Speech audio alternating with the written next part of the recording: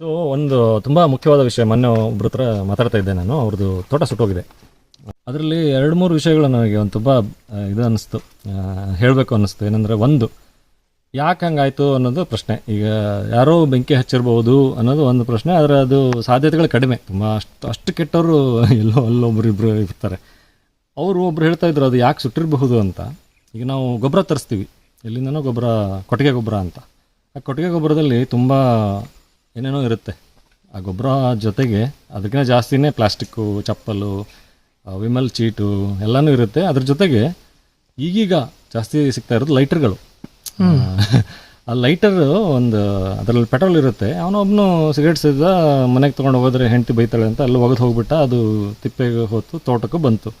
ಅದೇನಾಗಿದೆ, ಬಿಸಿಲಿಗೆ ಇಟ್ಟು ಆ ಪೆಟ್ರೋಲ್ ಅಥವಾ ಹರಿದು ಬಿಸಿ ಆಗುತ್ತಲ್ಲ ಪೈಲಪ್ ಆದಾಗ, ಬಿಸಿಯಾಗಿ ಅದು ಬೆಂಕಿ ಹತ್ಕೊಂಡ್ಬಿಟ್ಟಿರ್ಬೋದಾ ಅನ್ನೋದೊಂದು ಸಾಧ್ಯತೆಗಳು. ಬೆಂಕಿ ಹತ್ತಿ ಅದು ಗೊತ್ತೇ ಆಗಿಲ್ಲ, ಅವ್ರ ತೋಟ ಎಲ್ಲ ಸುಟ್ಟೋಗ್ಬಿಟ್ಟಿದೆ. ಎಷ್ಟು ಅಂದರೆ ಫಲ ಕೊಡುವಂಥ ಮರಗಳು ಸುಟ್ಟೋಗ್ಬಿಟ್ಟಿದ್ದಾವೆ.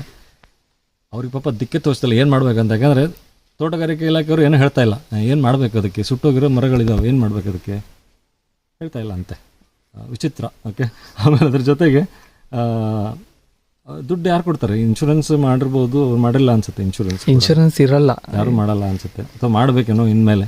ತೋಟಗಾರಿಕಾ ಬೆಳೆಗಳಿಗೆ ಇನ್ಶೂರೆನ್ಸ್ ಭಾರಿ ಕಮ್ಮಿನಾ?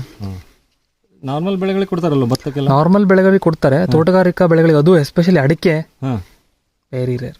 ಯಾಕಂದ್ರೆ ಇನ್ಶೂರೆನ್ಸ್ ಪದ್ಧತಿ ಬರಬೇಕೇನೋ ಅನ್ಸುತ್ತೆ ಇಂಥದ್ದೆಲ್ಲ ನೋಡಿದಾಗ. ಗೊತ್ತಿಲ್ಲ ಪಾಪ.